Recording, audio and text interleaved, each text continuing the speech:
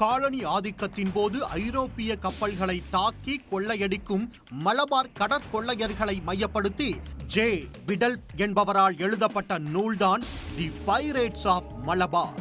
நூற்றாண்டு பழமையான இந்த புத்தகத்தை திருடி விற்ற இளைஞர் சிக்கியது எப்படி?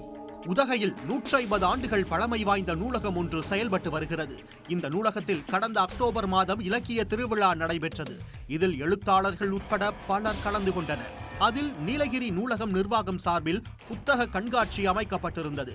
அதனை காண பல்வேறு மாநிலங்களைச் சேர்ந்த வாசகர்கள் வந்து சென்ற நிலையில் தி பைரேட்ஸ் ஆஃப் மலபார் என்ற 100 ஆண்டுகள் பழமை வாய்ந்த புத்தகம் காணாமல் போனது.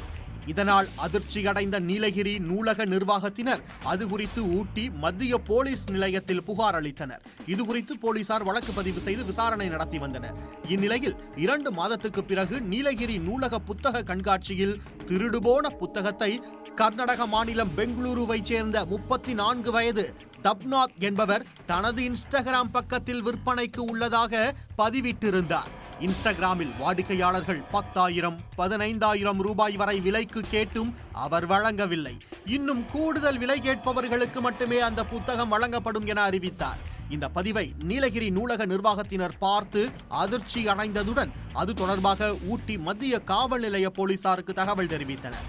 இதையடுத்து பெங்களூரு சென்ற உதகை போலீசார் அந்த இளைஞரை கைது செய்து புத்தகத்தை மீட்டனர். புத்தகத்தை திருடி இன்ஸ்டாகிராமில் பதிவிட்டதால் சிக்கிய இளைஞர் தற்போது சிறையில் அடைக்கப்பட்டுள்ளார். உடனுக்குடன் செய்திகளை தெரிந்து கொள்ள சன் நியூஸ் பெல் ஐகானை கிளிக் பண்ணுங்க.